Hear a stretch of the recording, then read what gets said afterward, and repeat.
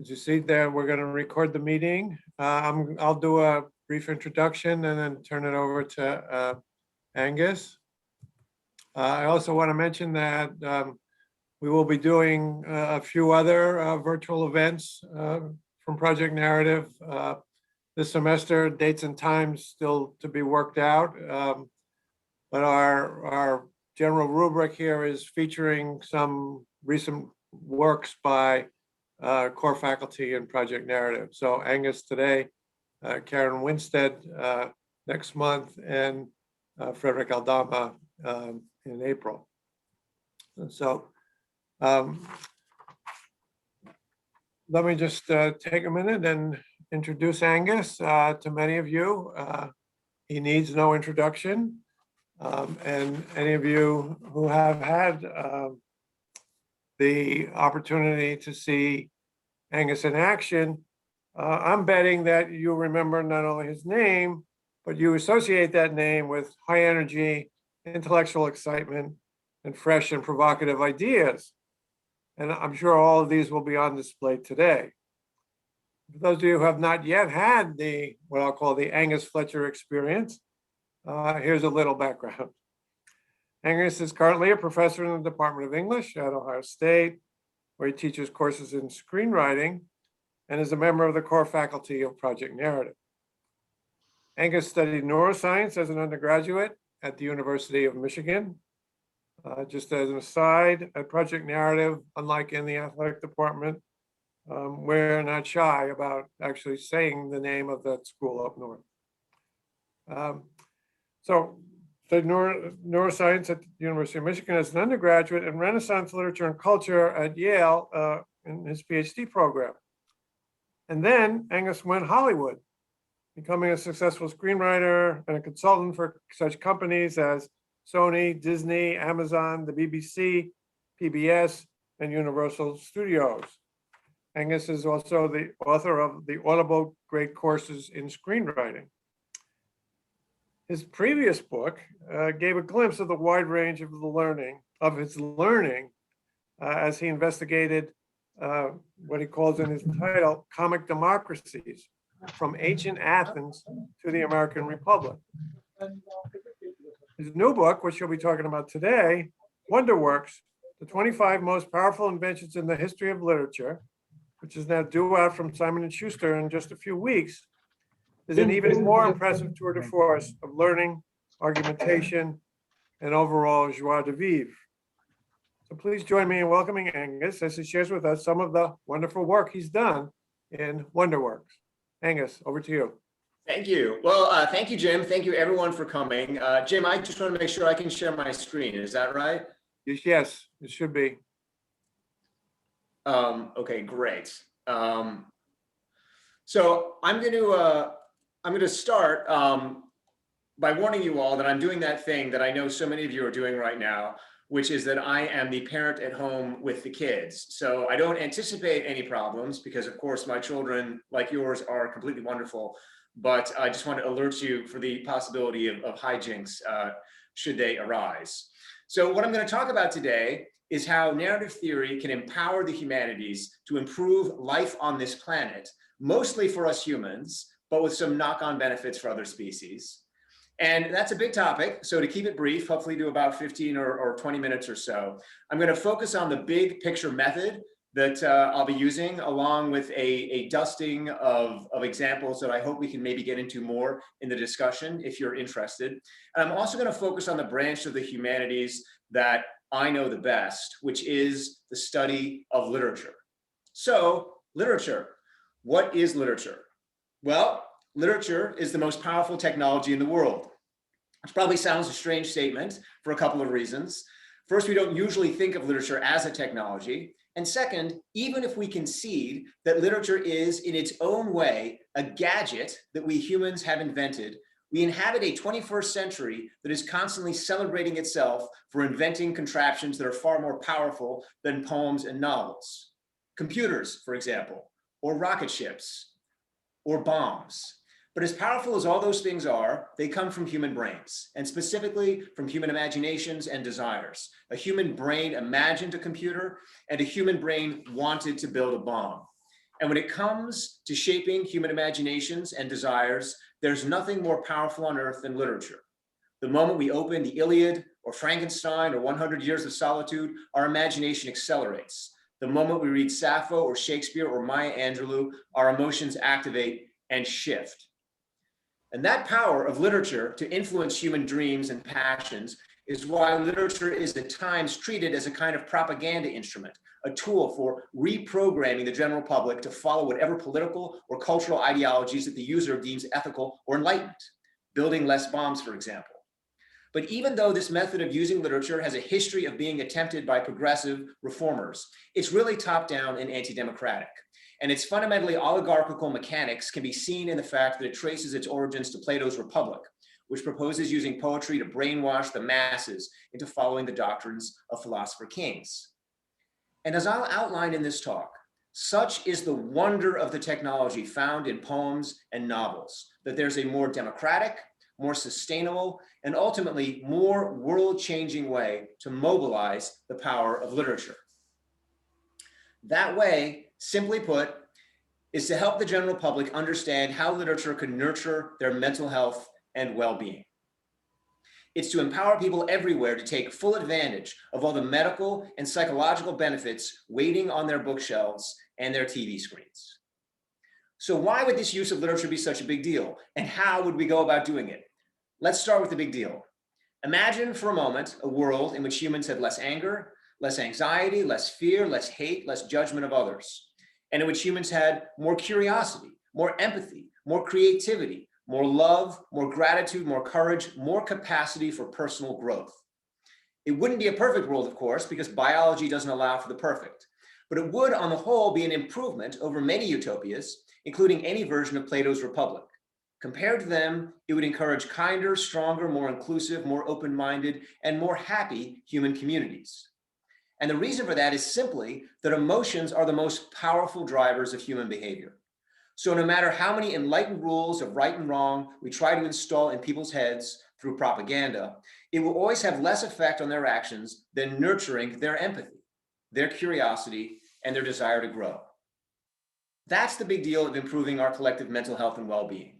Given the dynamics of the human brain, it's the most practical route to improving our world, or at least the most practical route that doesn't involve deleting us humans.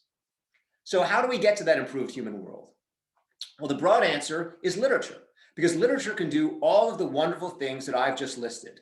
And we know this because all of us at some point in our lives have read a poem or watched a film that eased our anxieties, or sparked our curiosity, or inspired our gratitude, or fired our courage. But even so, there's an obstacle sitting between us and this broad answer, which is that we don't understand how literature works its remarkable effects. We don't understand the mechanics of how a play creates love or a novel reduces anger. And the reason we don't understand is because the understanding cannot be derived from the method of reading that we're taught in middle school, high school, and most of our college classes. And that method of reading is interpretation. Interpretation is the practice of analyzing the words of literature to explore what they mean. It's the method that became dominant in professional literary studies in the early 20th century after being championed by I.A. Richards and the New Critics. And interpretation has since become the foundation of most of the scholarly work produced by later literary theorists, from the deconstructionists to the new historicists to the digital humanists. But as fruitful as interpretation has been, it has limits. One of which is that it cannot explain the workings of the natural world, including the psychological and medical workings of literature. And the reason for this is that interpretation comes to us from semiotics, which is a branch of symbolic logic. And symbolic logic cannot penetrate the workings of nature. There are technical ways to demonstrate this, and I'd be happy to go into them in the discussion, but the quickest evidence is simply the story of the European Middle Ages. It was during the European Middle Ages that symbolic logic was the dominant method of science. It guided scholars from Oxford to Paris to think of nature as a literal book, the book of nature, treating life as a web of symbols that could be interpreted. But even though those scholars believed that interpretation would unlock the omnipotence of the Almighty, it didn't. It didn't reveal the laws of gravity or thermodynamics or evolution by natural selection. And it didn't because it couldn't. Although those medieval scholars were as smart and as curious and as hardworking as we are, they were trapped by the limits of symbolic logic. So they were unable to develop new medicines or technologies, or in other ways improve their ability to manipulate the material world. And the fact that medieval natural philosophy didn't yield practical knowledge about the workings of the physical cosmos is why it has been replaced in shifts and in starts over the past 4 centuries by the modern scientific method, which leaves behind interpretation for experiment, prediction, and other techniques based in an alternative way of thinking. And that alternative is called causal reasoning. Causal reasoning is the basis of modern science, including modern psychology and medicine. It allows us to hypothesize the cause of observed effects and to then test those hypotheses via the manipulation of causes. So for example, we might hypothesize that the cause of smoke is fire, which we could then test by putting out fire and then relighting it again and seeing the effect on the smoke. The upshot of this difference between medieval and modern science is that if we want to understand how literature achieves its psychological and medical effects, we have to leave behind interpretation for a different method of reading literature, one rooted in causal reasoning. With that method, we could begin to identify the physical nuts and bolts inside novels and poems that give them their healing and nurturing benefits. And we could isolate and amplify those benefits, targeting and multiplying the practical yields of literature to reduce hate and to spread empathy. This future for literature sounds very sci-fi, and so perhaps a bit alarmingly dystopian. For starters, what exactly is this alternative method of reading? How would we go about developing such a strange new thing? And do we even want to? Wouldn't it doom literary studies to become a branch of the sciences? Wouldn't we have to abandon our libraries to go work with test tubes in laboratories? Wouldn't we have to shutter literature departments and become quasi-psychologists or social scientists?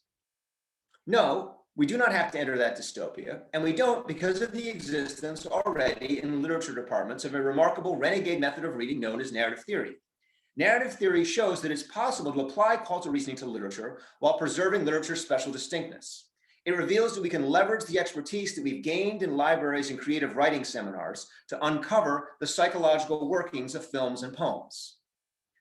Not all narrative theory does this, of course. Narrative theory is a rich and eclectic area of study, much of which involves interpretation.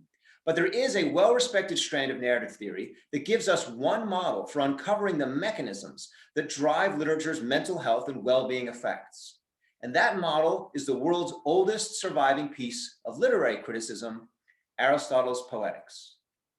Aristotle's Poetics, like the rest of narrative theory, is eclectic in its techniques and interests, but it contains within it 2 short passages that demonstrate how narrative theory can apply causal reasoning to excavate literature's psychological effects.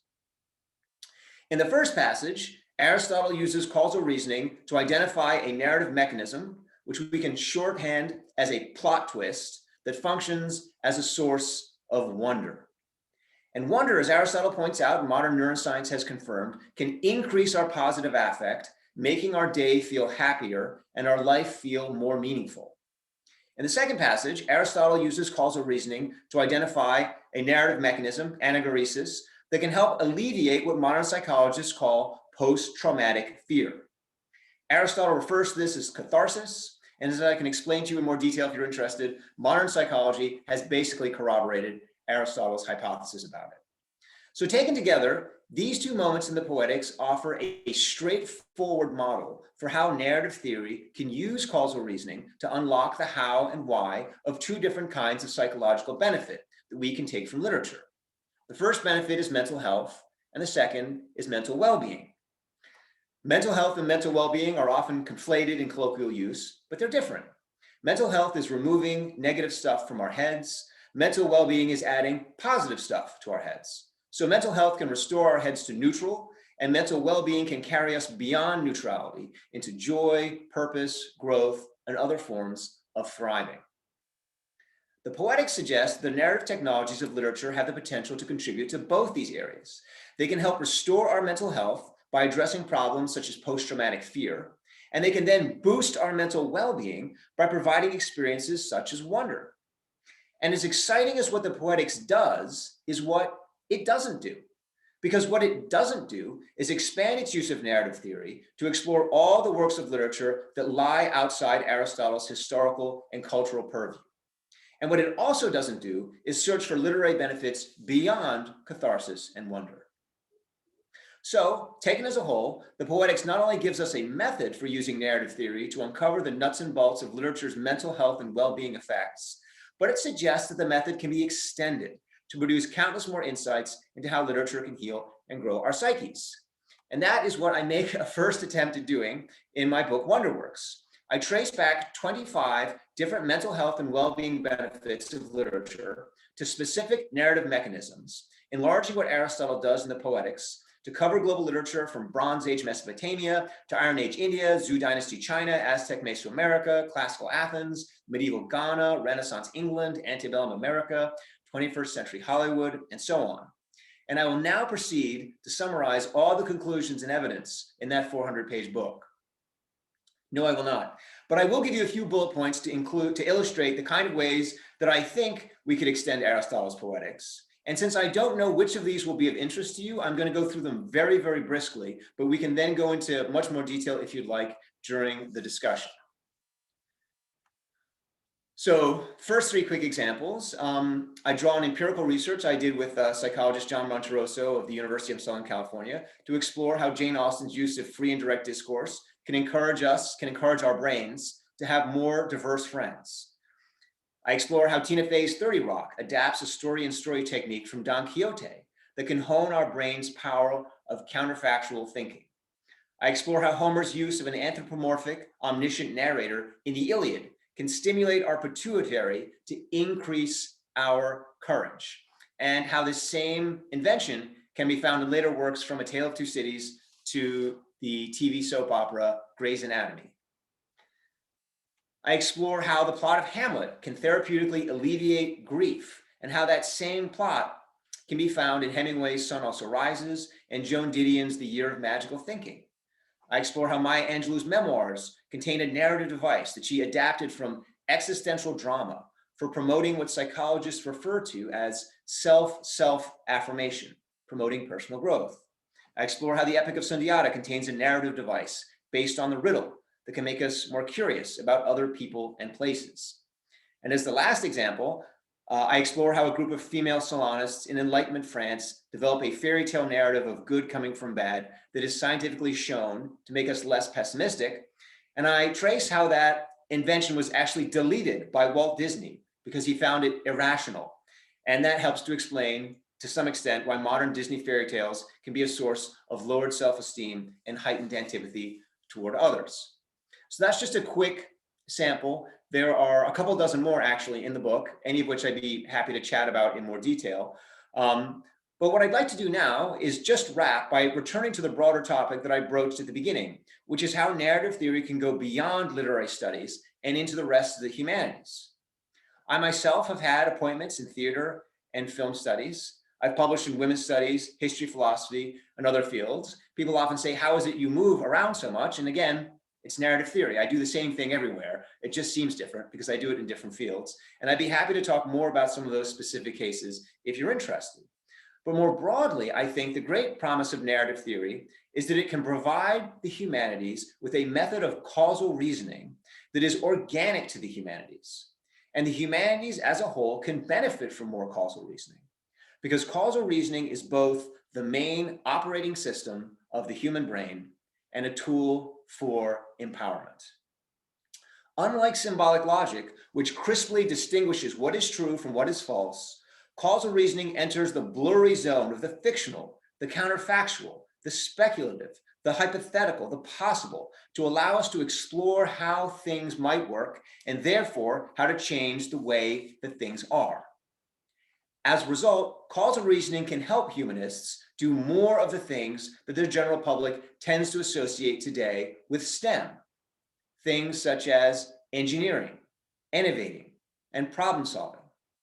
These aren't the only important things in life, but they are by definition both practical and useful things. And they are also the things that most students nowadays want more of from their education. Students want to be empowered to troubleshoot the world and to bring about the positive changes they imagine. So to sum up, this talk has tried to give you a tiny taste of how narrative theory can help us get more empowerment from literature. And it has suggested that narrative theory has the potential to do the same in different ways with history, philosophy, and the rest of the humanities by giving us our own method of causal reasoning, distinct from that used in STEM laboratories. With that method, we can excite the public with the power of the humanities to grapple with the challenges and opportunities that come from being human, which is to say, from having this extraordinary, flexible, and endlessly diverse machine in our heads known as a human brain. With that method, we can empower the humanities to help solve the great problem and to unlock the greater possibility that is ourselves. Thank you. So that's the talk. And as I said, I would be more than happy at this point, if you're interested, to go into any more of those specific examples or talk in detail about what I mean by this distinction between interpretation and causal reasoning, symbolic logic, and so on and so forth. But I thought it might be wise to stop there, since there are so many kind of big ideas on the table, to see which are most interesting to you now. Okay, that's great, Angus. Thanks very much. So why don't we, open it up? People can use the raise hand function, and we'll try to take you in order. Okay. So Sean Yeager, looks like you're first. Go, Sean. Cool. Thanks, Jim. Thanks, Angus. Interesting talk. A lot to think about here. I guess I agree that inductive logic is very central to the sciences, but I'm wondering about deductive logic. So like in mathematics, it's almost entirely semiotics and, shifting symbols around. And then, sometimes physicists will take that and sort of apply it to the real world and find that these models do accurately describe what they observe. But yeah, and then also with like the reason that scientists were so deluded in the Middle Ages is because they were following Aristotle's physics. So I guess I'm just wondering about a couple things there. Sorry, kind of an open question. No, so let me actually jump in on this, because I want to make clear that I'm not talking about induction. I'm not saying that the humanities needs more induction. Induction is itself a branch of symbolic logic. Yeah, you're saying more. Oh, sorry, my bad. Yeah, so what I'm saying is so essentially the way that symbolic logic operates in Aristotle and medieval science is it starts with induction, and you then sort of induct to general truths, and then you then use deduction from those general truths to speculate on specific examples. And interpretation is the kind of engine that motivates that. So symbolic logic, so computers today, all artificial intelligence today runs on symbolic logic. It uses Aristotle's logic specifically, as developed by Claude Shannon, and before that, George Boole and his laws of Boolean algebra.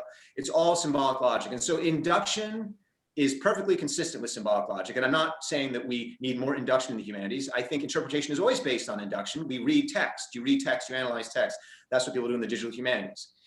Causal reasoning is different from that. Causal reasoning is not based in induction, deduction, interpretation, or any of those.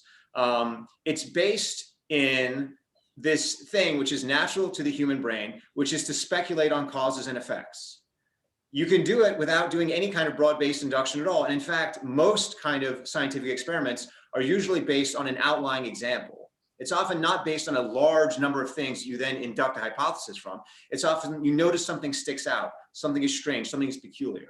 That's how Einstein comes up with his laws of relativity. The thing that sticks out, that doesn't fit into the theory of the ether, becomes the moment for the jump of causal reasoning. So to be clear, that's what I'm talking about when I talk about causal reasoning, is I'm talking about that. And what happens in the history of science is during the 17th and 18th century, everyone thinks that the scientific revolution is based in induction. And so Francis Bacon becomes kind of the hero of the new science. But actually not a lot of science gets done in the 17th and 18th centuries. Not a lot happens.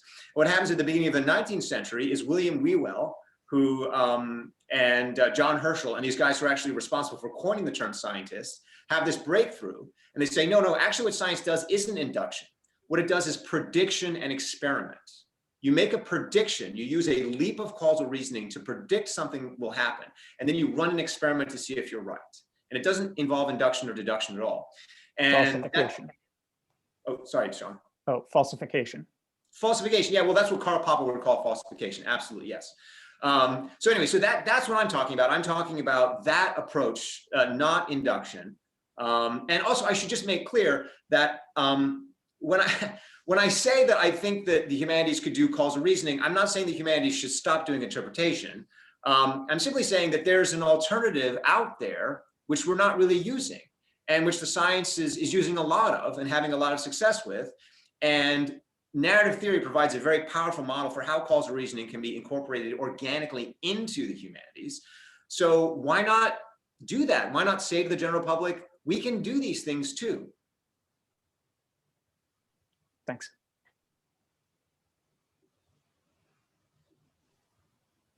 Angus, maybe it would be a good idea for you to take one of your examples that you went through briskly and just sort of, elaborate it. So how does the method work? How's causal reasoning operating here? Just take us through it with a little more detail. I think that might generate more responses. Sure, absolutely. Okay, so why don't I just start with the first one, which is this, I hope, sort of interesting and provocative suggestion that I've made, that reading Jane Austen can encourage you to have more diverse friends, which is a kind of quirky and interesting idea. Where does that come from? Well, okay, so let me see if I can share my screen again. And what I'll do is I will go to the book. And sorry, I have to apologize. I'm somewhat technically inept. I might just have to page down through the whole manuscript. So what I'll do is I'll go to the chapter on Jane Austen. And basically the device that Jane Austen uses so famously in her novels is, of course, free and direct discourse. And for a long time, people thought that free and direct discourse, or scientists thought, I should say, Keith Oatley and other scientists, thought that what was going on with free and direct discourse was that it must be increasing our levels of empathy for characters.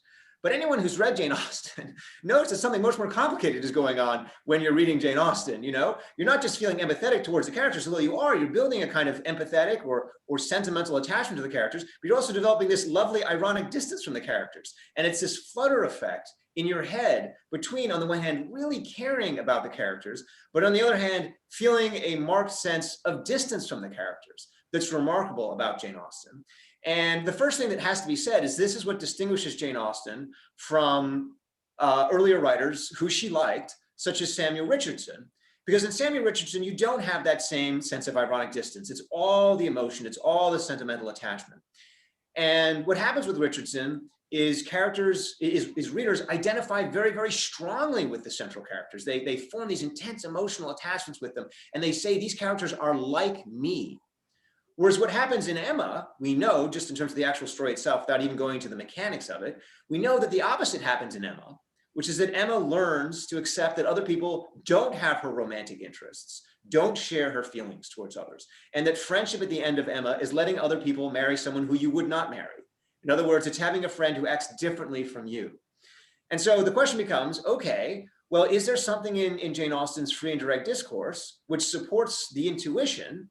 Again, this is the causal reasoning, which supports the intuition that I myself am having the same reaction, that I myself maybe don't think of myself as being Emma. When I read Emma, I don't think, oh, I'm like Emma, but I like Emma. And I like her more at the end of the novel. I want her in my friend group, even though I don't think of her as myself. And so what this psychologist, John Monterosso, and I did at USC is we had this hypothesis, which is that what's going on in free and direct discourse is a kind of double action. And let me see if I can take you through that double action in the chapter here with a couple examples. So the first thing that happens is that free and direct discourse, when we're trying to understand, when we're doing narrative theory and we're thinking about causes and effects, the first thing to do is to kind of go back to the earliest part, the earliest moment in history where you can see the technique or the technology beginning to be developed, because then you can start to say, okay, what's it being used for? What's its function? Where did it come from? Because when you know when something comes from, again, this is just causal reasoning. When you know the origins of something, you can start to guess at its effects. And so we know that the origins of free and direct discourse come to us from satire. And a lot of the earliest examples we have actually come to us from Horace. And so here's an early example. Why is no one happy anymore? Oh, lucky traitors, moans the soldier, his once young limbs now busted up with combat. While the storm-tossed traitor sighs in response, oh, to be at war, where in one crowded hour the whole issue is decided for death or glory. Now, this isn't strictly free and direct discourse. Horace does that later in the satires, but here's the beginnings of it. And what you see is happening is that you have an ironic narrator in combination with these characters who give us the first person presentation of sentiment. So we have this double effect, which is on the one hand, we're feeling ironic about the overall picture, but in terms of the individuals within the picture, we have these moments of sentiment where we all of a sudden feel with the soldier just a little bit, and we feel just a little bit with the traitor. And then over time, this basic mechanism starts to smooth out. You get more of the smoothing out in Horace. But here's an example from the Canterbury Tales, the monk. A monk there was, a mighty one who rode about and loved to hunt. This is a kind of classic moment of Chaucer satirizing the clergy, always making fun of the clergy. Here's the passage. Why should he scramble his brains all night, poring over dry and dusty sermons? Why toil with his hands as Augustine bid? How then would the world be served? Let Augustine have his work for him reserved. And so he rode his horses hard. So again, you can see there is the clear use of the ironic, satiric perspective. We're not meant to think that this is a good monk. We're meant to think that this is a bad monk who's not behaving as monks should behave. He's doing all these completely un-monk-like things. But then what happens is let Augustine have his work for him reserved. All of a sudden we have this moment inside the monk's perspective, and it's a moment of ebullience and energy and even a little bit of fun. And what happens in that moment is, even though we don't agree with the monk, and even though we maintain our sense of ironic distance from the monk, we get a little bit of who the monk is. And we feel like this little kind of sentimental connection with the monk. And that allows us to be inside and outside the monk at the same time, have a kind of outside ironic perspective with an inside emotional perspective.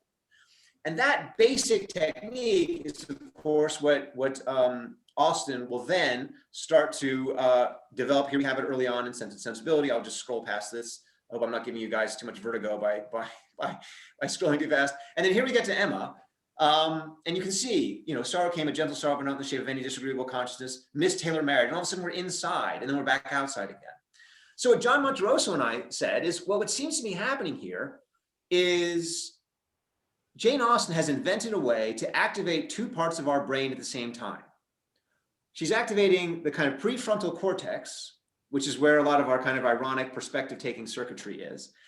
And that's creating a sense of distance. At the same time, she's activating the inner part, kind of the more ancient part of our amygdala, which is where a lot of our emotions, including love, come from. And so when we read free and direct discourse, both of these are going active at the same time. And you can see this in brain scans, and you can also see it in behavioral studies. And the remarkable effect of it is, as John and I discovered, is that when people read free and direct discourse, they become more likely to tolerate people who they associate as being different from themselves.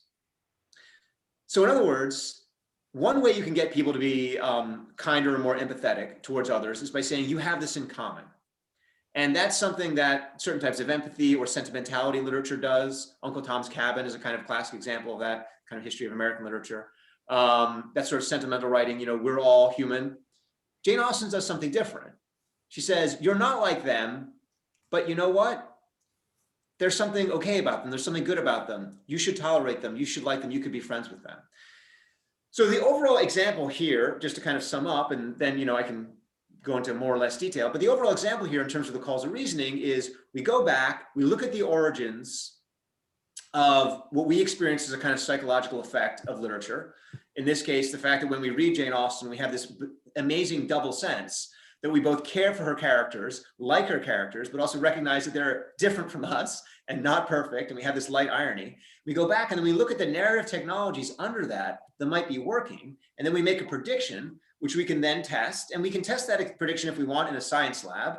The reason I did it in a science lab is because science has so much kind of public reputation nowadays, but you can also just test it in your own head, in classrooms, in creative writing, in works that you do. There's no requirement that you test it in a science lab to be a narrative theorist. So that's the basic action and engine.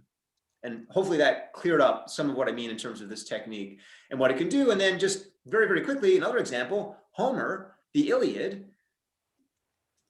This is used for centuries to inspire soldiers in combat, in war. I mean, it has this courage effect. What is going on with this courage effect? And so again, what I talk about in the book is that Homer takes a series of techniques from song. And one of the things that we know is that when you sing together with people, you feel more confident, you feel courageous. If any of you have ever been in a choir, that act of group singing activates parts of your brain, which really, again, it activates the pituitary gland to release oxytocin, which causes this bonding effect. It's called tend and befriend. And what Homer does very cleverly in the Iliad is he just develops a narrative technique for making you feel like you're singing with a big group, a kind of bigger entity than yourself. Sing goddess of the anger. And there's all sorts of little techniques that he uses throughout there, which I identify in the book, which create this effect. And so again, that's an example of causal reasoning, is we know, okay, this work has been used for this effect. What would be the cause of that effect? What could be the cause of that effect? And then let's start to use narrative theory to kind of look into the nuts and bolts and see if we can find that. And then again, play forward and test it. Okay, great, Angus, thanks. Carlos, and then somebody else wrote to me in the chat. So, but Carlos, floor's yours. Thank you, Dr. Fletcher. Thank you for your energy and presentation. I need this book. But I was wondering if you could tell us about an example with film and how people learn or can begin to feel more empathetic. Thank you. Yeah, absolutely. So, so first of all, I mean, I should just say, just kind of credit where credit is due. Ohio State has just funded an empathy study between me and the psychology department. So we're going to have more data on this hopefully soon. But what I talk about in the book, so we all know that literature inspires empathy. I mean, everyone reads literature and you feel this empathetic response to characters. I mean, it happens all the time, but we're just not sure about the specific mechanisms that does it, how many mechanisms there are, how the mechanisms work differently. How do we kind of push into that? Well, to me, the answer has to be at least partly narrative theory, because narrative theory allows us to get into those nuts and bolts, And, I want to stress that even though I give a kind of blueprint for empathy in the book, that's just a blueprint. I mean, I really think that that there is so much complexity in literature, and there's so much that narrative theory has to teach us about the workings of things, but I'll give you my blueprint. My blueprint starts with the book of Job. And in the book of Job, a very extraordinary thing happens. First, I should say, the first thing that happens is the book of Job is rewritten. The book of Job is rewritten by an Israeli poet and has this large section added in the middle of it. And in the middle of it, what happens is Job apologizes. He says, I made a mistake, God. I made a mistake. And when he apologizes, we feel empathy for him. And extraordinarily, God does too. And there's this great moment in the book of Job where God forgives Job, not because Job did the right thing or because it's just, but because God has mercy. God has empathy on Job because of this apology moment. And it seems to me significant that the book of Job was actually rewritten right after the Israelis had just come back from this terrible war, which had involved the destruction of the first temple. And there's a sense in the community of the power of forgiveness. Maybe forgiveness is more important than justice, because if we go back through justice, what's going to happen? It's going to be another war. It's going to be more of this violence. Maybe forgiveness. Maybe there can be something in forgiveness. And so the technology is this apology that you get in the book of Job. And then really at almost the same time in history, apparently independently, Sophocles does the same thing in his plays. So in Aeschylus, the only way you ever get mercy in Aeschylus is when the gods arrive and intervene and basically tell everybody, you've got to be, you stop this violence. So classically at the end of the Oresteia, Athena comes down. It's like, all right, I've had enough of this violence. And then the Furies are like, no, we want more violence. And then Athena's like, oh, really hurt you badly if you try and perpetuate any more violence. And so essentially violence becomes the answer to violence in the Oresteia. But then what happens in Sophocles is we have characters like Oedipus and like Creon in Antigone who realize that they've made a terrible mistake. they've made a terrible mistake, and they cry out in public. And these cries don't take the form of a literal apology. They don't say, I'm sorry, because there's no one who can forgive them in that moment. But what those cries do is they make us realize in the audience that person regrets what he did. And we know from psychology studies that when someone expresses regret for an act, it increases our likelihood that we'll have empathy for them. When someone says, I did something wrong, and we believe that, our likelihood of forgiving them, our empathy is increased. And what you see is that literature is able to go beyond regular apologies, because in a regular apology, you never know if the person is really sincere or not. I mean, you know, I've done all sorts of terrible things to Jim, you know, and I've always apologized, but I always keep doing them. And Jim, because he's a nice guy, is always forgiving me, you know. But am I really reliable, or am I just saying those things because I know that I can kind of trade on Jim's kindness and generosity, you know? But How in do you know I'm literature- actually forgiving you? Oh, wow. Sorry, go ahead. But in literature, you can see inside the characters' heads. You can see inside the characters' heads. And so you can actually know this apology is genuine. And what happens is this technique moves from the stage. And of course, on the stage, you can say, well, you know, do we ever really get inside Oedipus's head? I mean, not really. I mean, it's all just him saying stuff, you know. But then we start to get the development in the 19th century of the novel. We start to actually get inside people's heads. And more, what the technology is convincing us is that these apologies are genuine. So I don't want to say that we're literally getting inside the characters' heads, because obviously these characters don't have heads and they don't exist, but the technology is working to convince us that we're getting inside people's heads. And it's convincing us that these apologies are genuine. And what you start to see then is that the more and more you can show people inside expressing regret, expressing remorse, and even more powerfully, what happens with a lot of novels is characters express regret and remorse when they haven't done anything wrong. You know? And I think we do that a lot in our own lives. We feel ashamed or embarrassed, or we feel like there's something wrong with us, and we confess our mistakes, even though we haven't made a mistake. That just happens to be, and that's what inspires the empathy, the feeling of the genuineness of that regret. So this is a long-winded way of saying that it all goes back to that moment of apology.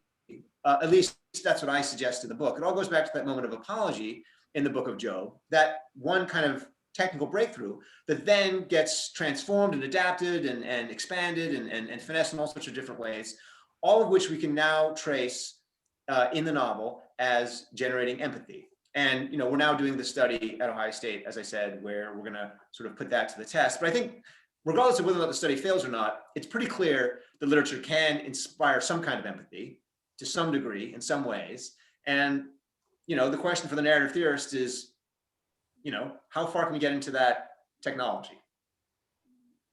Okay, Sarah Johnston. You need to unmute. You'd think I'd know that by now. Angus, that was super interesting, and I really look forward to the book. And I'm persuaded that what you're saying is largely true.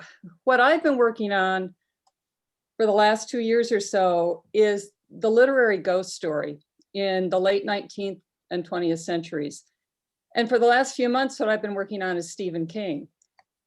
Clearly, a lot of people like Stephen King, but I'm not sure what they're getting out of him. People, I mean, scholars like to say, well, people enjoy being afraid, but that doesn't really mean much to me. I agree with you that symbolic analyses of literature are very unsatisfactory, and that's another thing that a lot of people do with Stephen King, and I don't think it's working.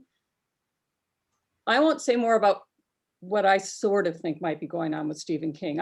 I'm very interested in hearing what you think people are getting out of Stephen King. Well, so first of all, I should say that I don't know for sure what people are getting out of Stephen King. And I should also say that I'm someone who personally, for most of my life, has not liked horror at all. And you know, my daughter, who's 8 years old, routinely likes to mock me because I get more scared of things than she does. And, you know, I get like terrified, you know, in you know, like children's TV shows. So, you know, the extent to which I might understand Stephen King is possibly limited. What I will say, though, is that I did write a chapter on horror in the book, and I started with Frankenstein. And there's a huge breakthrough in Frankenstein, which is that Mary Shelley realizes that horror does not need to be immersive. So prior to Shelley, you have kind of Castle of Otranto, you have all these kinds of early kind of Gothic horrors. And the goal of all of them is to kind of, as much as possible, propel you into the nightmare, and to really make you think it's happening and it's real. And people like that. People like that. And we then get this moment where Jane Austen is reading the Castle of Otranto, and instead of being horrified, she laughs at it. She says, oh, this is very funny. You know, this is very funny. And then we realize, oh, there's another thing that's happening there, which is that you can break the reality of the horror and it can be very funny. And this is, of course, the beginning of campy horror. And I talk a little bit about in the book, that's because the origins of humor and horror are the same thing in our head, which is the sense that there's something weird or something funny. And, you know, when you notice that there's something funny and you don't know what it is, if you think it could be dangerous to you, you start to get creeped out. And then if you really start to think it's dangerous, you get scared. But if you see something funny and you realize it's not dangerous, your brain makes you laugh because that's a way of releasing all the cortisol and stress that's kind of been built up through that kind of stress response. So there's this interesting psychological relationship between horror and humor just going on in the brain in general. But what Shelley realizes, and this is what I think is the great breakthrough, and I'm not sure that this is in Stephen King, but you can tell me because maybe you know more about him. What Shelley realizes is that there's a third way you can do horror. So the first way is you can be immersed in it and you can get like really freaked out. And that actually is not that healthy for us. You know, it turns out, you know, this will surprise you, but humans like to do things that are actually not healthy for them. You know, there are humans out there that eat food that they shouldn't. I never do this. I'm completely virtuous and only eat good and healthy food and never engage in any kind of bad practices. But some humans out there, and so we can't assume that just because humans do something or like it, that it's good for them. You know, I mean, but anyway. First response is the immersive, people who like to get scared. And I think one of the reasons that they do like to get scared is it does create a sense of being alive or urgency or intensity, that there is some sense of, almost kind of going back to an earlier state where things mattered more because everything was very much life or death, a little bit of fight or flight, kind of almost like a roller coaster effect. Then the next response is just to like, oh, this is very funny. This is a good way of actually making me laugh even harder than regular funny stuff, you know? The third response, which Shelley figures out, is you can have an experience of voluntary horror in which you choose to engage in the horror. You remember there's that famous moment at the end of Frankenstein where we're given the choice to go back or not. You know, do you want to chase the monster? Do you want to chase the monster, or do you want to go back to port and forget about the monster?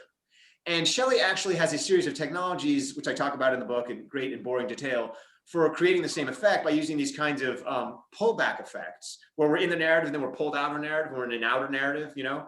And in those moments, there's this breaking of the story where the story is saying to us, you chose to read this. You chose to read this. You're not immersed in this. You chose to read this. And we know from psychology that when you choose to engage in a stressful activity, it releases something called eustress as opposed to distress. In other words, it's a positive form of stress as opposed to a negative form of stress. So, you know, like if you have a cancer diagnosis, that's stressful because you didn't choose it. But if you choose to climb a mountain, even though that's incredibly painful, you know, and involves all sorts of difficulties, or if you decide to quit your job and roll the dice in a new job because you chose to do it, that's empowering. And that releases positive stress and gives you energy and focus on all these kinds of things. So this is a long-winded way of saying the third kind of horror makes us feel like we are choosing to engage in the horror. We are not immersed in it, and we are not laughing at it. We are choosing to go there. And that has a very, very powerful effect on our brain. It gives us all the benefits of cortisol, focus, increased attention, increased energy, without the kind of drawbacks. So my guess is that Stephen King is more in the first category of immersive horror, you know, and people just go to him because they like to be kind of freaked out. Maybe it's not that good for them at all, you know, and maybe some of the horror writers you're reading or who are more interesting fall into one of the other categories, or maybe even a fourth or fifth category that I don't know about. But that's kind of my broad guess about kind of what's roughly happening in the history of horror. Thank you. That's very helpful. And I do think that the early, you know, kind of the kings of the golden age of ghost stories like M.R. James, they're definitely in that eustress category. I'll get back to you on Stephen King if I ever figure it out. Thanks a lot. Thanks, Sarah. Okay, Katra, I think you're next. Hi, Angus, thank you for the interesting talk and the descriptions. I have to say it makes me itchy, and for two reasons. The first reason is that the idea that here we have a device and here's the effect that it causes makes me uncomfortable. The idea that there can be this one-to-one and it stays that way from Homer to now, despite the different kinds of, say, reading practices or cultural frames that might make us experience something differently in 1800 than we do today. Even if the brain is working the same way, we might confront something from a different standpoint that makes us, makes our brain process in a different way. So that's the first thing, is that discomfort with the idea of the kind of simple cause and effect in that regard. And the second one is that my immediate response whenever we're talking about how great narrative is or how great literature is for empathy is the knee jerk and all the bad things that how powerful it is for fomenting negative views toward other people, or all of the dangers that powerful narratives can bring as well. And so that has kind of a two-part, I recognize I'm throwing a lot of things out here, but that has kind of a two-part question or discomfort. The first one is, okay, free and direct speech might make us, in Austin's hands, interested in making friends with people other than themselves. Are there ways in which, might there be ways in which free and direct speech actually does the opposite in some ways, by having us empathize with a figure who goes in a different direction? Might it not just as easily kind of lead us down another path? That's part of it. Or even if you say, no, free and direct speech always works that way for brain chemistry reasons, wouldn't it also be important for us to understand it's interesting to me that the 25 most powerful tools that you list in your book are all positive ones, rather than devices that might stir up negative effects. I mean, if there are devices that make positive effects, aren't there just as powerful devices that make negative effects? And isn't it just as important, if not more important, to talk about those?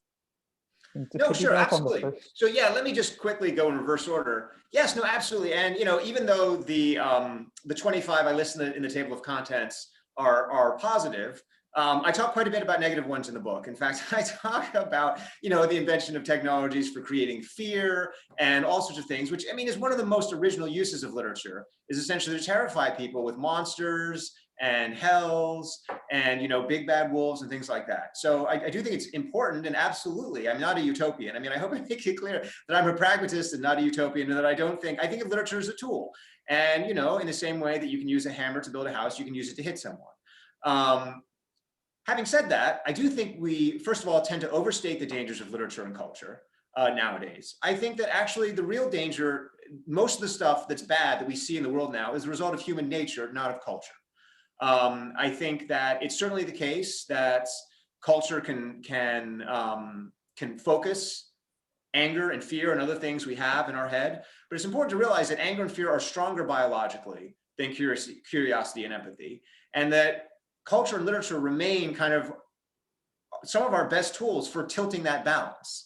So, for me, we want to be realistic about humans. We also want to emphasize the fact that literature generally has done more good than harm, and that a lot of the harm is really reflecting underlying biological drives that we have. Humans are not pretty when you look at our heads.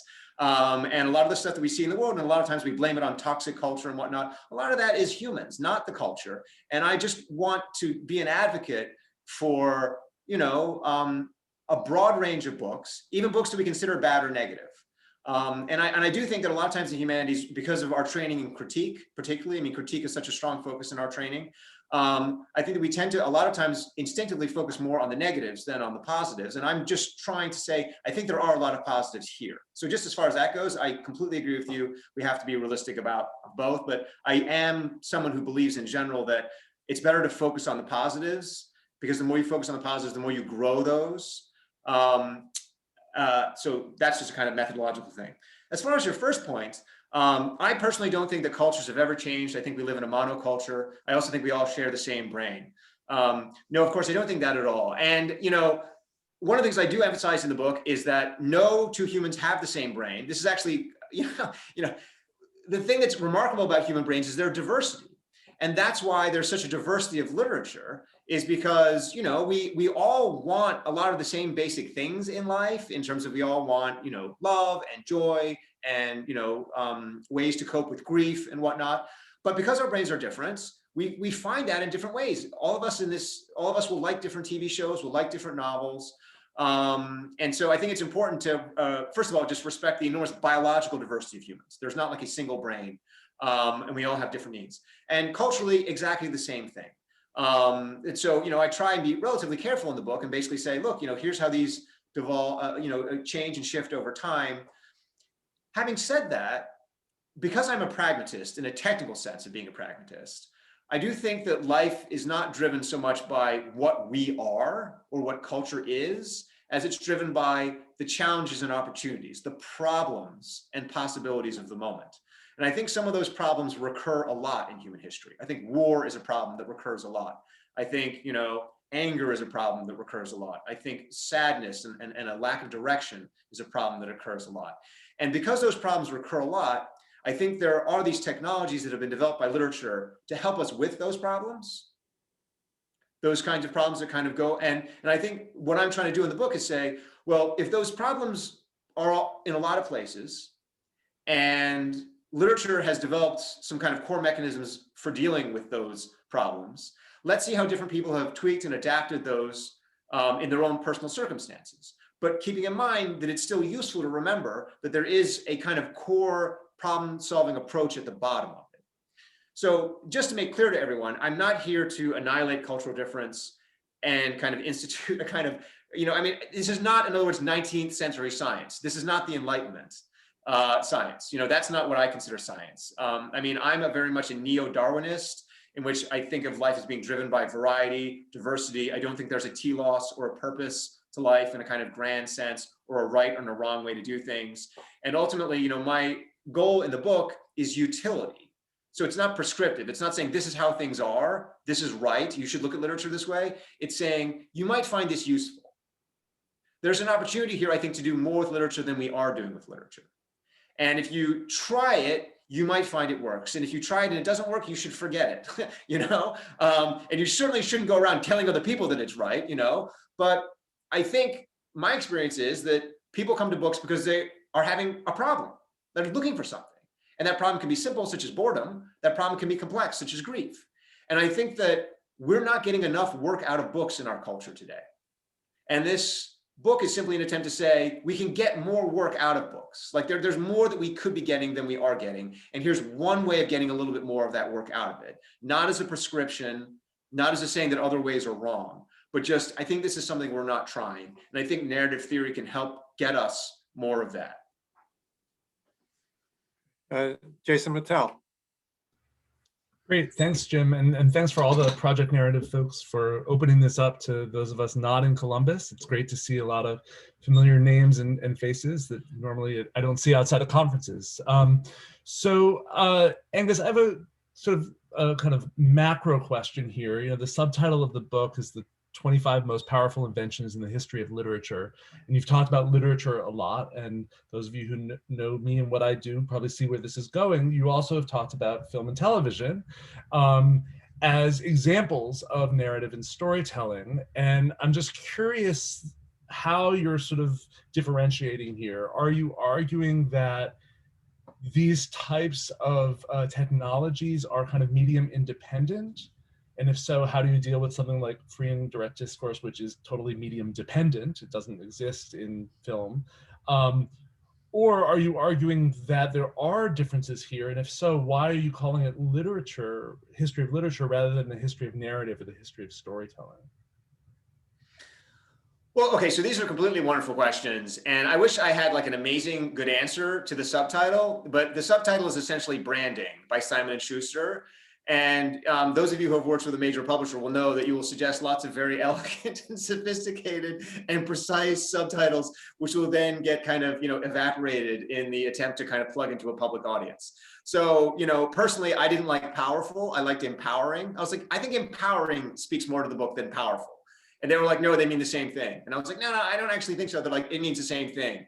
And, as far as literature goes, it's probably pretty clear. I mean, the technical definition of literature wouldn't include oral literature. I mean, would it really even include Homer? I mean, would it include, theater? I mean, there's all these kinds of complexities. And what I'm trying to do here is instead not build it around definitions, but build it around utility and say, what's the most useful way to think about all the narrative art that we have?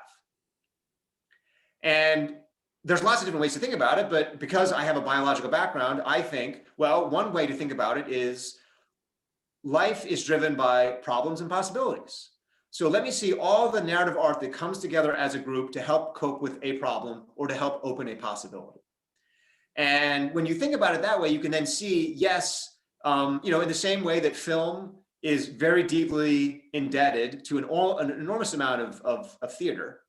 So much of the early film comes out of theater and so on and so forth, then you start to get these transition points. Of course, so much of the novel is indebted, TV is indebted to serialized novels and that kind of thing, and again, you start to see that. So to me, it's more a kind of biological approach where I kind of think about how did these kind of grow over time organically to give on to each other. And so, if you're in TV and you're reading Dickens, it's only natural that you would take something out of Dickens and try and adapt it. Having said all that, I hope it's clear that my goal is not to provide kind of like universal things. Film is different from a novel. I mean, the media is just different and it has a different psychological effect and a different impact. I teach in the creative writing program here, and I often say that, one of the things that's so remarkable about film is, in a way, it combines so many of the things you think about with poetry with so many of the things you think about with a novel. I mean, like poetry, it just has that immediate visceral impact, that economy, that force. But then it also has these narrative structures and character. And so what you can start to see is that really each media kind of has its own kind of strengths. And more than anything else, the goal of the book is just to say, there's so much more out there. And that, we have kind of become locked in our society into telling the same stories over and over and over again, and also to engaging in the same reading practices over and over and over again. And I think it would just be helpful just to open it up more and to think more in terms of the audience, as opposed to in terms of the literature. In other words, what do people need from literature? I mean, wasn't literature created in the first place for people, for the audience?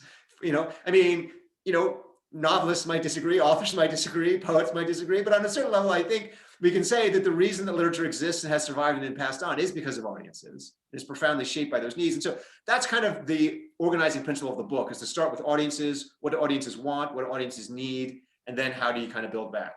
But I completely agree with you. I mean, the term literature, the way I use it, my copy editor in the book became enraged with me and just kept circling every time I had a TV show or a film in there, and would write "not literature" in the margin. And at some point I didn't know what I was supposed to do, because it's like, well, maybe it's not literature, but it's, part of the same tradition. Okay. Lee Gilmore. Hi, thank you, Angus. This was so interesting, and I really appreciate your effort to take extremely big topics and marry those with the specialist knowledge of literary scholars and narrative theorists and make them available for a broad audience. So that's not easy. So I really admire that. I just had a question to kind of draw out a little bit more in your thinking of two aspects, and I think these are the neurobiological aspects of your project. And one is this relationship between empathy and identification. And so in the Austin example, you say one of the benefits of the novel is that it expands empathy beyond identification, so that you can feel with or feel for characters who are doing something other than mirroring what you feel to be your position, right? So this is, I mean, I think that this really very helpfully addresses the reading against the grain experience that people who are not members of the dominant culture experience whenever we read. So the question then has two parts. One is, how do you think about and how do you amplify the capacities of literature to turn readers down an unfamiliar path, to create empathy, for example, for a profoundly unsympathetic character? You can think about Toni Morrison, for example, but there are lots of examples. But how does that work? And so then the second piece of it is do you think it works in the private experience of reading? Or do you, where the tendency, I would think, for the mirroring to be strongest, to look for empathy where one finds identification? Or so can it happen there, or does it primarily happen in the more social or collective experience of literary interpretation? The classroom is a good lab for that, but there are others as well, where students come in and they have completely different takes on the characters and the situation in the text. So that's sort of the question. If we're thinking about the capacity of literature to turn empathy away from identification and even to court those negative affects, to overcome aversion, to overcome negative affects, and to transfer them into something that becomes much more like the equipment that you're hoping that we gather for the journey ahead. And does it happen in the, what's the relationship between that happening in the private experience and the collective experience? No, this is totally remarkable and completely fascinating. And, to answer that second question, I mean, this is a terrible cop-out for me, but I'm going to say it anyway, which is I think it does depend. I mean, I think that my own experience teaching Jane Austen is, I think, perhaps similar to yours, which is that a lot of people come in and identify very strongly with, say, Elizabeth Bennet or something, and then maybe those same readers don't like Emma at all because they're like, oh, she's so weird, and I've never really liked Emma as much as I've liked Pride and Prejudice, and you definitely have a core group of readers who are reading Jane Austen almost as if she was Samuel Richardson. And to your point about the private experience, whereas when you get into the classroom and they can start to see that kind of larger ironic distance, because irony is, of course, that more third person outside perspective, which the classroom helps open up. At the same time, I think it's undeniable that there are many, many readers of Austen from the beginning who have gotten both from a private experience. I don't think it requires a classroom to have both. I think that a classroom can facilitate. And this goes to the kind of broader point, which I think you're making, which is that it's not just about literature, it's about the practice of literature and about the ways in which classroom experience can unlock for people more to literature and see the complexity and having a guide. I mean, it's no different than if, you or I, go to visit some kind of lovely foreign city and we're just on our own and we like bumble around and find a couple things, and then go home, as opposed to if we have an experienced guide who can open us to all the different experiences there, and then also kind of build a sense of coherence around them by giving a sense of their origins and their purpose. And so I think to your second point, I absolutely agree that overall we need more classroom experiences, and that the classroom experience is incredibly important for unlocking all of the things that literature can do for many, many, many readers. At the same time, though, I do think it's important for individual readers to have that passion to begin with, because that's what drives the text to survive and the classes to get opened and people to become teachers. As far as this question of how novels can do more to kind of engage us with people who are unlikable, who we dislike, I think novels have an enormous number of ways of doing that. I mean, one of the chapters in the book is on Ursula Le Guin's fiction, and kind of how one of the things she does, she develops this very powerful technology for just suspending our judgment. And the way she does that is she just habituates us into making these fast decisions, which the novel then kind of debunks as being completely wrong. And so one very, very powerful tool that a novel can do is kind of leverage your prejudices. And it can say, oh, yes, we're all prejudiced here. Exactly. Yes, we all have the same opinions. And then before you know it, these prejudices have just led you into this place of complete error within the kind of structure of the novel. And then you have to like back out again. I mean, this is a technique which Le Guin takes from Gulliver's Travels.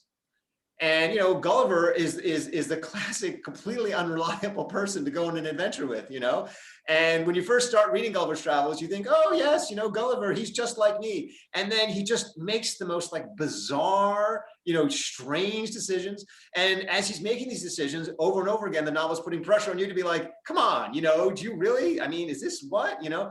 And so that's not a complete answer, but it is to say that I think that this question of how we get along with people who are different from us is on some level the basic question of human society. Because no one in the world is like us. We're all different. Every one of us is different. I mean, this is the extraordinary thing about families. You know, this is the reason that, you know, Darwin ultimately came up with his theories. He was like, it's so bizarre that every child in the family, every sister is different from every sister. Every brother is different from every brother, you know, even within family, even with supposedly all the same genes, everyone's completely different. And so, you know, the basic problem for humans from the beginning has been, how do we get along with other people? And of course, as we know, one answer to this is force everyone to be like me, indoctrinate other people, you know, force people to repress their differences, to be ashamed of their differences, to conform, you know, to develop shared standards of public behavior and so on and so forth. But I think literature has a variety of different approaches to this, which is basically like, you don't have to be afraid of other people, one. You know, two, a lot of the things in your head about other people are erroneous, you know. And then I think even more, and I think maybe this is part of where you're going with the Toni Morrison, other people who are different from us are not only acceptable, but wonderful. There's real joy in difference. The most extraordinary moments of our life are the moments when we meet someone who is nothing at all like us and just opens a door for us, opens a door in our minds and our hearts. And I think a lot of us have had that experience reading literature, where we experience a character who is completely different from us, but the experience of reading that character transforms us and makes us realize there's so much more out there. And I don't pretend to understand all, I mean, I really don't want to make anyone think that when they read this book, it's going to explain literature to them. I mean, it's going to explain a few things and hopefully kind of, you know, kind of open a few doors. But this is the great marvel and wonder, is just how literature is able to create society, create community, create tolerance, create curiosity, and kind of deal with this kind of fundamental, both human problem and possibility, which is the fact that we're all different.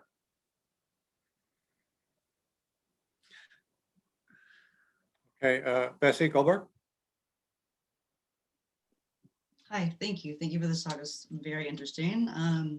I think I'm following up on what your answer to the last question was, and it's kind of about, so we've got, I want to, I guess, question where the links are in causal reasoning. So it seems to, and it's about the diversity of literature and the diversity of experiences of literature, and maybe the way that interpretation and causal reasoning are, or could be related. So the question is, I think maybe what you're saying, you can correct me if I'm wrong, is that if we read, say, Austen, and we have this experience where where those different parts of our brain light up, then we will be able, we'll have increased toleration, right? And free indirect speech is something you can show people in the classroom, even if they didn't see it the first time, or maybe they experienced it, and giving them a name for it helps them recognize it. But like, are they always, it seems like what you can locate the technology, but you can't make everybody experience it in the same way. So I guess I'm wondering, like, objective features in the text that you can locate, how those features light up the human brain and cause certain kinds of emotional benefits or problems, if it goes either way. And then how we can talk about the different interpretations of those objective features, or why we don't all have the same experiences of the text if we can recognize these technologies as things that we can all agree are there, that exist in the text. Does that make sense as a distinction? I'm not being very clear, but I guess it's like the link between having the emotional experience and the benefit seems like I'm totally on board with that. It's the link between the text and the emotional experience that I want to ask about, if that makes sense. Okay, I think I understand broadly, and you can redirect me here. So first of all, what I'm trying to say is that there are these opportunities to use the texts in these ways. I mean, it's sort of like, you know, when you get on a bicycle and someone says you have the opportunity, if you press these pedals, to go forward. Now, you don't have to press the pedals. You can just take it to a hill and ride it down a hill. You know, you can sit as my daughter does on your bicycle and just ring the bell endlessly and then get off and walk into the house. You know, so the technology is not requiring you to use it in a particular way.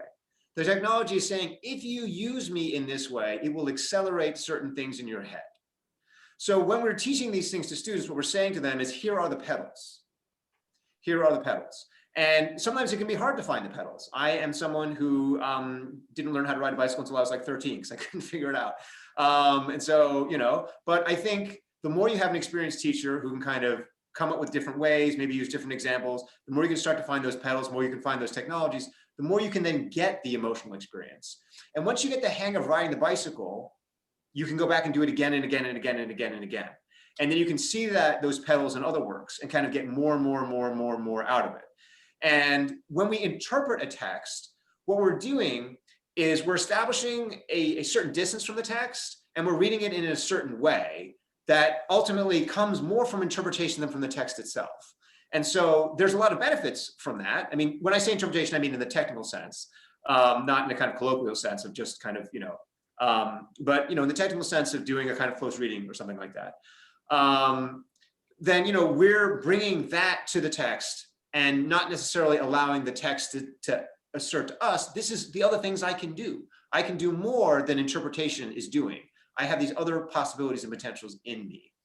And the reason it is different for all of us, I think, is because we all have different brains and we all have different backgrounds and experiences. So on top of the differences in our biology, there's just lots of differences in culture and whatnot. Then something that I intrinsically find unlikable, you might not find unlikable. You know, so, you know, when you and I are reading Ursula Le Guin, you might be more enlightened than me. You might not be jumping into all the stereotypes that I'm jumping into. And you might not have all the prejudices in my head that I have, you know, and so it might not work for you. But maybe there's another work that uses similar techniques that might work more for you. But the pedals of the bike would be, we would both be able to see the same pedals and have, like, I guess that's what I'm asking. If we have different interpretations, even if we have great different interpretations of the text, can we, do you think we would ideally be able to agree on the seeing the pedals, the technology, even if it doesn't affect us the same way? Oh, I see what you're saying. So you're saying, so I might be getting thrown off by your use of interpretation, but what you're saying is, can we objectively agree? Is there an objective way that narrative theory allows us to say, here are pedals? Yes. And if you don't see those pedals, you're wrong. No, I don't want to say that necessarily, but yes, I want to say, can we say there are pedals? Like, is that what are the technologies the pedals? And that we should all be able to agree on. I'm probably going to annoy some narrative theorists here, and I'm going to say, no, narrative theory does not allow us to do that. You know, to me, narrative theory is itself a tool for opening up possibilities. And I don't think, so the way I think about literature is I don't think of it in itself containing all the components of narrative. I think of literature as essentially a kind of software that runs on the hardware of the human brain. And a lot of the narrative stuff comes from the human brain. And that if you had literature and you gave it to a different species that had a different brain, it's possible that they wouldn't find the same kinds of things in it that we would find. So I think it's about, again, this is why I think audience is so important. It's always about the relationship between the two. And that's why I would never say to someone, you must read a text this way, or you must use a text this way. I'm simply saying, this is how I get this benefit from the text with my brain. It seems like a lot of other people are getting this benefit from the text. Do you think you could get the benefit from the text? Can I guide you through it? And if you're not, can I explain it to you in such a way that you could build your own text that would give you that benefit? Or maybe you do not even want that benefit, you know? So I hope it's clear that I'm kind of all the way down to the bottom, you know? It's turtles all the way down, it's pragmatism all the way down. There's no kind of objective bedrock in what I do. It's all causal reasoning and audience and that kind of thing. Okay, Sean Yeager wanted to follow up.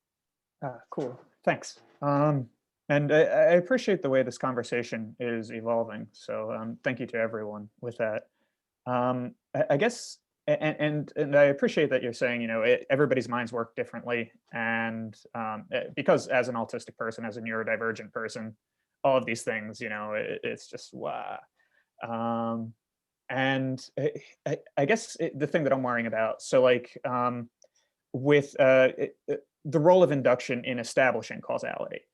And Robert Millikan's famous experiment for measuring the mass of the electron, he drew a lot of flack because he threw away some data points that were outliers. And it turns out Millikan was right, and in doing so. And but I'm wondering about what happens to outliers when the sample isn't water droplets but people. Because like Ralph Savarese has worked with autistic folks and they respond to texts. We respond to text in very, very different ways a lot of the times. And in terms of like very different emotional reactions and such. So I guess I'm just wondering with that. Yes, no, absolutely. I mean, I should say, you know, Ralph, I actually gave a version of this talk to Ralph's class last week. I don't know if you know that or not, if that's why you brought up Ralph, but yeah. So anyway, Ralph, I mean, you know, and Ralph, yeah, absolutely. So yeah, and this is, you know, I mean, and, you know, I think the danger a lot of times when we start talking about the greatest or, you know, science or inventions or these kinds of things, we immediately think, oh, there's this kind of, you know, right approach or there are these universals and to be clear, my view of narrative is that it's infinitely flexible, that it kind of developed in the human brain as a way for us to cope with the fact that life is always changing and you always need new plots, you always need new stories, you always need new ways of getting over new problems, you know, it's a very adaptive, flexible thing. And I don't believe in kind of archetypal stories and archetypal characters or any of those kinds of things. And, you know, as someone who is, as you might have gathered just from hearing me talk, a bit quirky, I have spent a lot of my life, definitely, feeling strange. And so, but I think that having said that, the point of literature and the point of what I'm trying to say here, and I hope this makes sense, is first of all, just to say this is a library of possibilities. This is not a prescription. This is not medicine in the sense of like everyone has to have these therapies to be normal. This is, if you feel this way, here are some books that might be a starting point to kind of help work through some of these things. Second of all, I don't think the fact that I wrote this book means that the research should stop here. I mean, I think everyone comes to narrative theory with different perspectives and comes to literature with different perspectives. And my hope in writing the book is to say, there's so much more here for people to do who see the world in a way differently than me, who understand problems differently than me, who see opportunities that I don't see. You know, to write about, you know, different works of literature. I mean, there's 400 works of literature in this book, which, you know, shocked Simon & Schuster. They were like, there's 400 works of literature, period, you know? And of course, you know, I mean, there's like 10,000 works of literature. So I just want to basically say, broadly speaking, that what I'm trying to do here is just kind of open more doors and not tell people to go through them, but just say, because these doors can be opened, I think other doors can be opened too. And, you know, if I stick very closely to my approach, that's simply because that's what I know and what I'm good at. And I don't want to stray beyond my expertise and, you know, give people advice that, you know, would be, you know, completely unmoored, you know, from what I know, you know, but absolutely agree.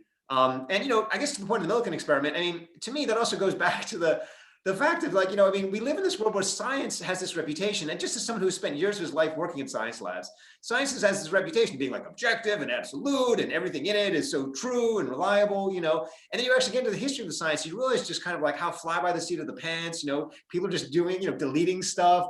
I mean, you know, Einstein's general theory of relativity was confirmed famously by these photographs that in retrospect, everyone decided we're probably wrong, you know, but nevertheless, you know, there was relativity, you know, and then we kind of had to go back and reconfirm it after the fact and whatever, it isn't even true, I don't know. But this is just a kind of general way of saying that I don't see science and applying science to literature as a way of saying this is what's true. I merely see science as something that has been empowering. I think science has created vaccines, you know, science has created a lot of, frankly, wonderful therapies. It's created a lot of very negative therapies, but it's also created a lot of wonderful therapies. And I think that in general, you know, getting more of that empowerment into the humanities, because the humanities, more than the sciences, understands the problems and possibilities that we have. I think that's the kind of direction I'm just trying to encourage. Okay, I think we have time for one more question, if someone would like to pose it. Anybody from the chat who wants to?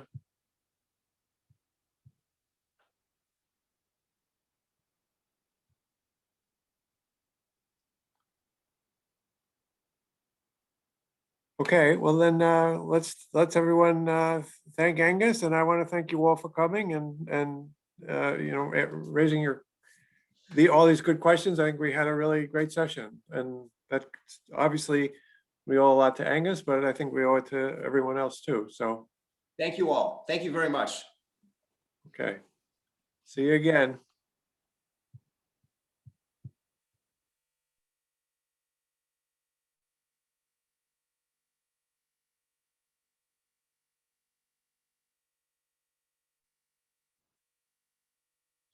So Joy, why don't you just stay on and we'll just chat.